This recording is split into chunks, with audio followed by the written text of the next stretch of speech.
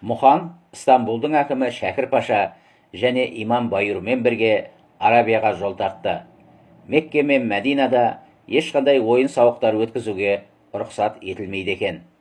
Сондықтан күрес жарыстары Хиджаздың теңіз қақпасы портты қала Жиддада өткізілетін болды. Жарысқа 25 адамның қатысатыны мәлім еді.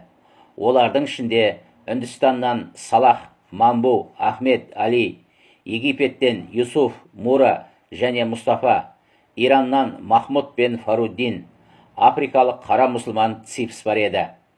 Бұған дейін Мұхан бұлардың ешқайсысымен кездеспеген.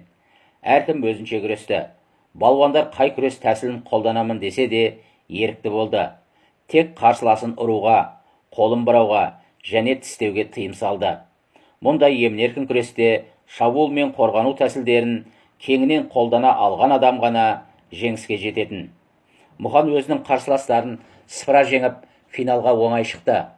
Финалға үндістандық Мамбу, Египеттен келген Юсуф және африкалық Ципс те шыққан. Нұрла финалға шыға алмай қалды. Жеребе бойынша мынандай жұптар анықталды. Мұхан мен Мамбу, Ципс пен Юсуф белдесетін болды. Мамбу аяқтан шалуды ебін тауып қолданады. Бірақ шабан әрі икемсіз. Оның есесіне қызба екен. Ысқырықтан кейін қарсыласына тап берді. Мұхан барынша сақ ойнады.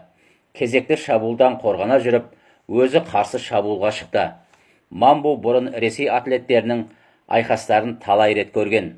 Сол себепті Мұханның тәсілдерінің бәрін білем деп ойлады.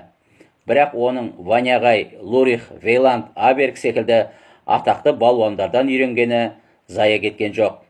Олардан Мұхан айқасты сауатты жүргізуді үйренген еді. Аса ауыр салмақты Мамбуды көріп, оны ұзақ айқасқа шыдай алмайтын шығар деп ойлады.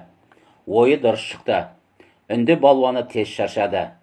Бақталасы болдырдау деген кезде Мұхан шабуылды жиілетті де қарсыласын лақтырып жіберді. Мамбудың жауырыны жерге тиді. Финалда Мұхан Мысыр балуаны Юсуфты жеңіп шыққан Ципспен кездесетін болды. Ципс қап-қара, мұрны жалпақ, ерні дүрдиген бір қорқынышты жан екен. Мұхан оның басқа балуандармен айқасын көрген жоқ еді. Сондықтан ол сақтық жасап, абайлап қимылдады. Ципс болса, қарсыласының сақтығын қорқақтық деп қате түсінді. Мұның өзі оны орны толмас қателікке ұрындырды. Мұхан 10 минут ішінде жеңіске жетті. Көрермендер Мұханға қуана қол соқты.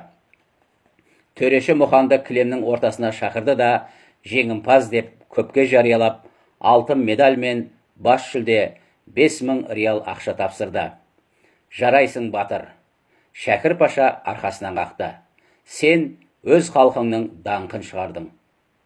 Осы сапардан кейін балуан атамыз Қажы Мұхан деген атты иеленді.